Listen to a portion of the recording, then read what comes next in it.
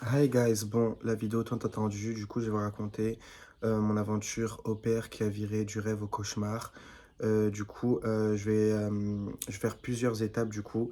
Premièrement, je vais vous parler du coup de mon expérience au pair à moi qui a commencé le 6 septembre en Californie à San Francisco. Euh, je suis venu dans un but, moi vraiment d'approfondir l'anglais parce que je suis passionné par l'anglais et du coup passionné par les enfants. Je me suis dit pourquoi pas combiner mes deux passions. Je suis arrivé le 6 septembre. Euh, Tout s'est bien passé, etc. J'étais sur franchement, j'étais en train de rêver un rêve. J'étais au paradis pour moi, vraiment, j'étais trop content. Visiter les États-Unis, quoi. Et je suis arrivé, du coup, et 3 jours après, rematch pour moi. Rematch pour moi parce que j'étais trop honnête avec ma host mom et je lui ai dit que je vapotais la puff aux fruits, du coup. Elle m'a dit, bah ok, etc. Il n'y a pas de souci, tu pourras vapoter quand tu ne travailles pas par ton balcon. J'ai dit, il n'y a pas de souci. Et du coup, je me suis baladé en camis un soir. Je sais pas c'est quoi la raison encore aujourd'hui valable parce que elle m'a bloqué. Je sais pas c'est quoi du coup. 3 jours après, elle a annulé du coup le match. Et du coup, bah, moi, je suis venu avec 2 000 € empruntés par mes amis parce que j'avais pas les fonds nécessaires. Donc, on m'a prêté de l'argent pour venir. Je me suis dit, avec mes fonds TikTok du mois de septembre et d'octobre et ma paye de 200 € par semaine, je vais très vite te rembourser. Bah, pas du tout. 3 jours après, tu n'es plus payé. Tu es hébergé chez une conseillère. Donc, 3 jours après, je pars chez une conseillère pas loin de San Francisco pour être hébergé. J'arrive, en fait, je me dis, bah, en fait, les conseillères, c'est une personne, du coup, c'est une LCC qui est censée t'héberger, te nourrir, t'aider quand tu es sur le territoire, comme il n'y a pas tes amis, ta famille, ni personne. Si ta host famille te vire, tu es tout seul, du coup.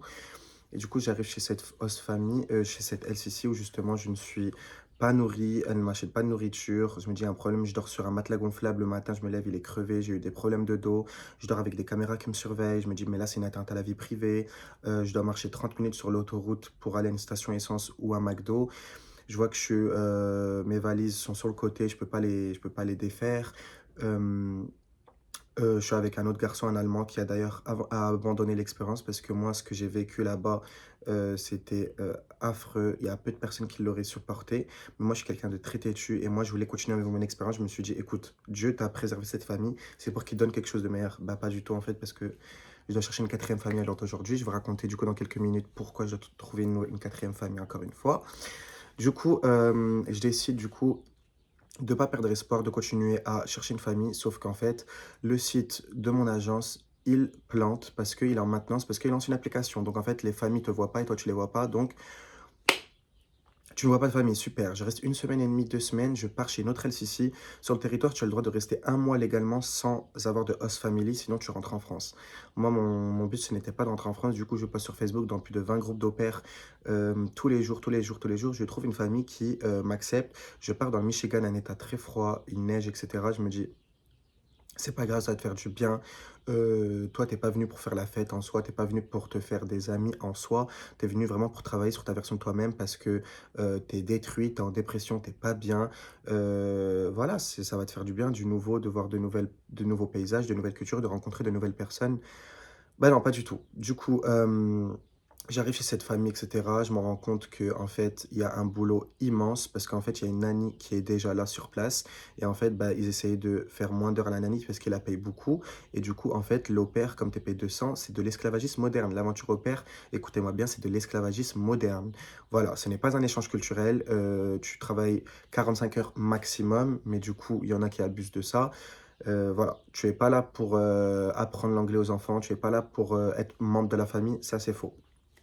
Du coup, moi, j'arrive dans cette famille, etc. Et bien sûr, je suis pas culotté pour demander le rematch. Du coup, je travaille, je subis, c'est pas grave, ça va aller, etc. Je m'en fous. Et qu'est-ce qui se passe? Ils décident de me parler, ils me disent, écoute, Ramdi, tu fais un bon travail de babysitter, mais pas d'au pair. On veut rematch. Encore une fois, c'est pas grave, je continue l'expérience, je vais trouver une troisième famille. Je vais vous raconter après du coup ce qui s'est passé personnellement dans ma vie à cette période parce qu'il s'est passé beaucoup de choses depuis que je suis aux États-Unis, voilà. Harcèlement en ligne, ma famille me renie, etc. Ouais, il s'est passé beaucoup de choses. Du coup, on est à août. Pour une aventure au pair, je décide de continuer à persévérer et je trouve une troisième famille, du coup, où je suis actuellement dans ma chambre à Washington, D.C. Et du coup, après 2 mois, j'avais jamais fait aussi longtemps. Je me suis dit, ça y est, c'est la bonne. Il demande le rematch encore une fois. Du coup, la raison de pourquoi je suis en rematch, D'ailleurs, bah, du coup, je vais la donner maintenant. Du coup, chaque lundi, nous avons un meeting. Du coup, on fait un checkpoint ou voilà, une petite réunion. Voilà, qu'est-ce qui va se passer cette semaine, les activités des enfants, est-ce qu'il y a de la nourriture qu'on doit commander, etc. Donc voilà, cette famille, elle communique beaucoup, j'adore, ils sont très ouverts d'esprit. Beaucoup, beaucoup, beaucoup de restrictions, couvre-feu, localisation, activer H24, partage ma loc. J'ai un couvre-feu à 22h30 quand je travaille. Euh, je dois écrire un message à chaque fois que je sors, où je vais et quand je rentre, je suis rentré. Mais c'est pas grave, voilà, même si j'ai pas grandi comme ça, etc. Ils sont très disciplinés. Et écoute, tu vas ressortir très discipliné et très fort et très responsable. Et du coup, je suis parti à Vegas le week-end dernier. Et j'ai raté mon premier avion et du coup, j'étais pas là à temps pour mon travail. Donc, je suis pas responsable d'après eux. Ils m'ont envoyé ma paye en avance, mes 200 € parce que j'avais plus d'argent. Comme je vous racontais, après, j'ai emprunté de l'argent que je n'ai toujours pas remboursé d'ailleurs. Du coup, ils m'ont envoyé ma paye, etc. Je suis arrivé du coup à 13h au lieu d'arriver bah, la veille. Du coup, je suis arrivé à 13h parce que mon avion a été retardé et j'ai dormi à l'escale parce qu'il n'y avait plus d'avion pour le soir. Donc voilà, c'était de ma faute. D'un côté, j'ai raté l'avion, oui, mais l'autre avion que j'avais pris, je prenais l'avion à midi au lieu de 6h. J'arrivais quand même à 21h à la maison, quoi. Donc voilà, donc le lendemain, j'arrive à la maison, je vois que tout est différent. Je vois qu'en fait, on se parle plus du tout. Il n'y a plus ce feeling que j'ai avec les parents. Je me dis là, il y a un truc là, il y a un truc qui cloche. Du coup, j'ai la discussion, ils me disent, écoute, on veut rematch. Pour nous, t'es pas assez responsable, etc. Et bah, moi, je garde la face devant eux parce que j'ai pas envie de montrer que je suis atteint. J'ai pas envie de revivre la période d'horreur que j'ai vécue pendant ces 3 rematchs, mais bon, j'essaie de garder la face, j'essaie de rester positif, j'essaie de vraiment de pas trop m'afficher sur les réseaux parce que la dernière fois j'ai vécu un harcèlement en ligne, oui, ils se portent l'œil, etc. Du coup, voilà, donc pour parler du coup du futur, moi je compte rester aux États-Unis, je compte trouver une nouvelle famille, j'ai 2 semaines là. Le rematch vient de commencer. Du coup, cette famille, c'est différent parce qu'on va dire qu'on s'entend bien. Ce qui est particulièrement dommage, c'est que hier, enfin, je m'occupe encore des enfants, je travaille encore. Euh, Hier, je rigolais avec les parents et les enfants, etc. De me dire qu'ils parlent avec un autre candidat. Actuellement, je les ai entendus, ça me fait mal au cœur. Mais bon, c'est comme ça. Écoutez, moi, je suis quelqu'un de très franc et très honnête. Et peut-être que cette expérience, elle n'est pas faite pour moi. Je suis quelqu'un de très honnête. Je suis quelqu'un de... Moi, je donne tout, moi. Quand je donne tout. Et du coup, voir en fait que cette famille me disait qu'on cherchait quelqu'un qui serait là, qui serait considéré comme un membre de la famille, etc. Et voir en fait que bah, pas du tout, tu as juste quelqu'un qui est là H24. Ils m'ont reproché d'avoir une vie sociale. Ils m'ont reproché d'être pas flexible. Alors je suis grave flexible. Mais du coup, moi en tout cas, cette expérience, ce que j'en déduis, c'est que c'est de l'esclavagisme moderne. Voilà, on te dit que c'est un échange culturel, mais du coup, les familles te font travailler plus de 45 heures. Ils veulent pas que tu sortes parce qu'ils veulent que tu sois là pour garder les enfants, même quand tu travailles pas. Et du coup, petit tip, ceux qui veulent faire au pair, demandez bien aux familles pendant l'entretien si quelle origine les au pairs qu'ils ont eu étaient. Parce que si c'est des Latinas, voilà, les Latinas, c'est un peu dur dans leur pays. Du coup, ils font tout pour rester sur le territoire. Donc, ils vont se marier ici, ils vont travailler 60 heures par semaine, tout ça. Voilà, nous, on est les Européens, on n'a pas besoin de ça. S'il y a une galère, on rentre dans notre pays. Voilà, c'est juste une expérience. Nous, on veut juste voyager aux États-Unis, on veut rencontrer de nouvelles personnes. Et voilà.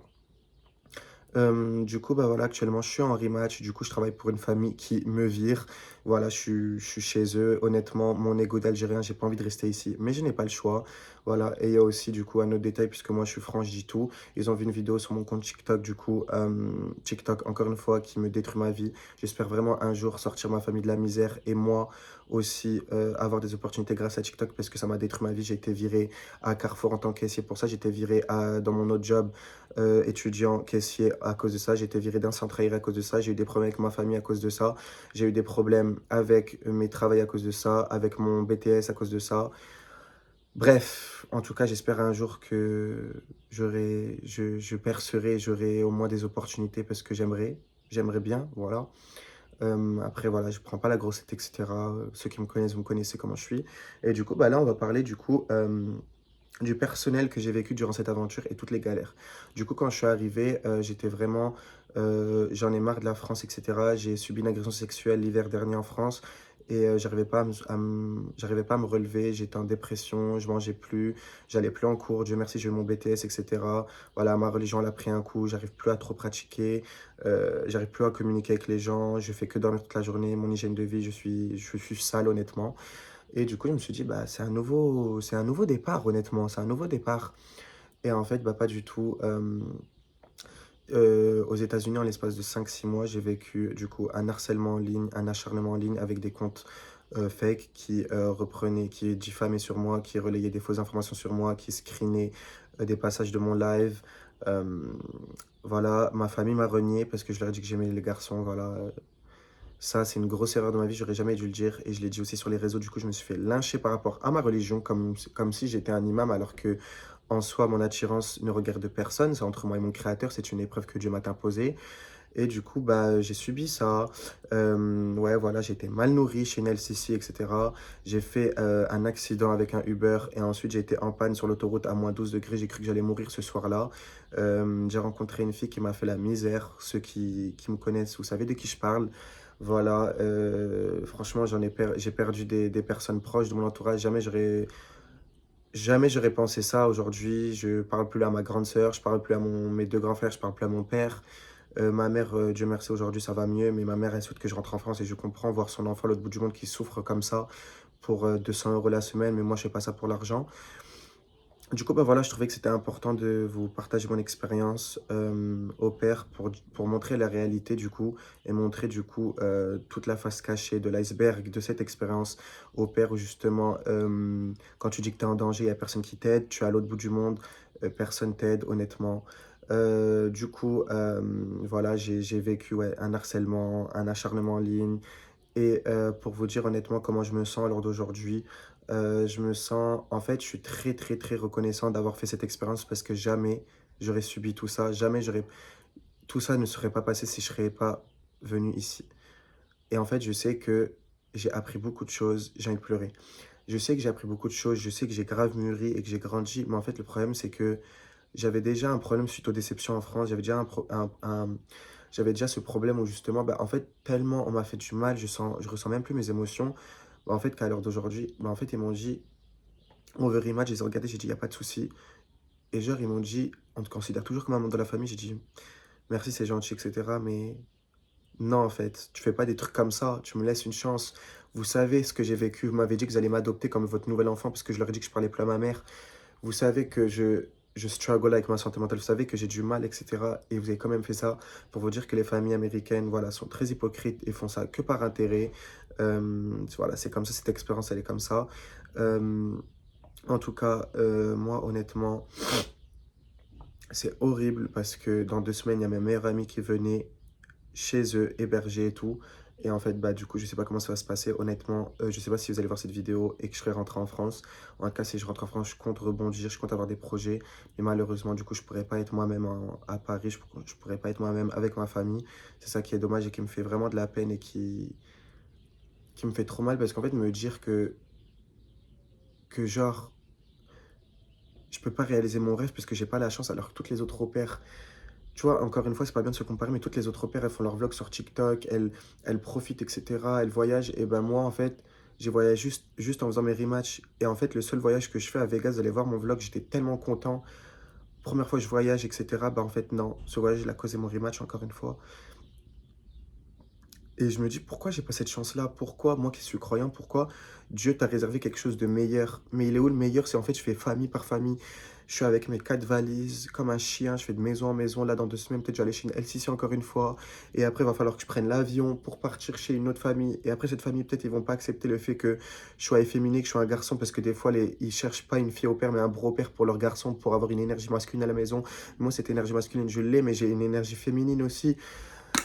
Franchement, cette aventure, quand je vous dis, elle m'a traumatisé, c'est genre, c'est abusé. Genre, je me rends même pas compte de tout ce qui s'est passé durant ces mois-ci, voilà.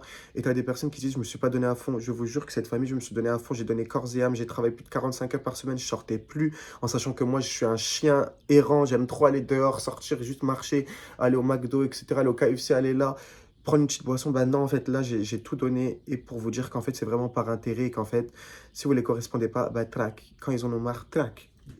Et ça me fait trop mal au cœur.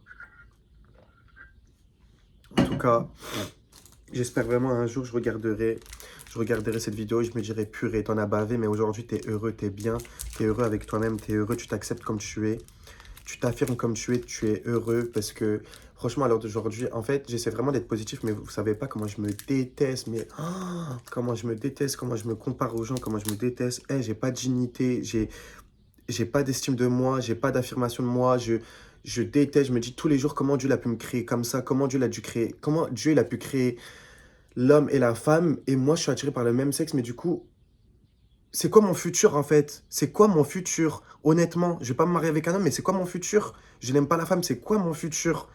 C'est quoi mon futur? Les gens, tout le monde te déteste dans la rue, tu marches. Hier encore, on m'a insulté dans la rue aux États-Unis. En France, on m'insulte aussi. Je me dis, mais je serai accepté nulle part. Je serai accepté nulle part dans le monde. Bref, du coup, je vais pas continuer à être négatif, etc. J'ai pas envie de pleurer, etc. Je vais vraiment rester dans ma lancée. Je vais rester optimiste et de me dire, tout ira mieux. Le mois du Ramadan arrive, je vais essayer de faire des efforts. Et en tout cas, moi, je vous aime. Toutes les personnes qui vont laisser des commentaires, que Dieu vous préserve. En tout cas, si vous avez vu cette vidéo jusqu'à la fin, j'espère qu'un jour, je réussirai. J'espère qu'un jour, j'aurai des opportunités, je serai content. Et un jour, j'aurai les moyens. Parce que, la- en fait, les galères dans lesquelles je suis depuis quelques années, en fait, je me dis, mais ça ne s'arrête pas. Et moi, chaque année, chaque nouvel an, je me dis, mais pourquoi fêter le nouvel an? Parce que chaque année, c'est de pire en pire. L'année dernière, c'est passé ça, mais là, ça va être encore pire. Ça va être encore pire. Je ne vois pas le positif dans ma vie. Je ne vois pas le positif. Je ne sais même pas ce que plus tard je vais faire. Je sais même pas. J'ai envie de rencontrer l'amour, mais d'un côté, je m'aime pas moi-même. Comment tu veux rencontrer l'amour? Bref. C'est assez pour aujourd'hui. En tout cas, je passe la vidéo aujourd'hui et n'hésitez pas à laisser des commentaires et m'écrire en privé, je vous réponds. Et cœur sur vous, je vous aime et bisous.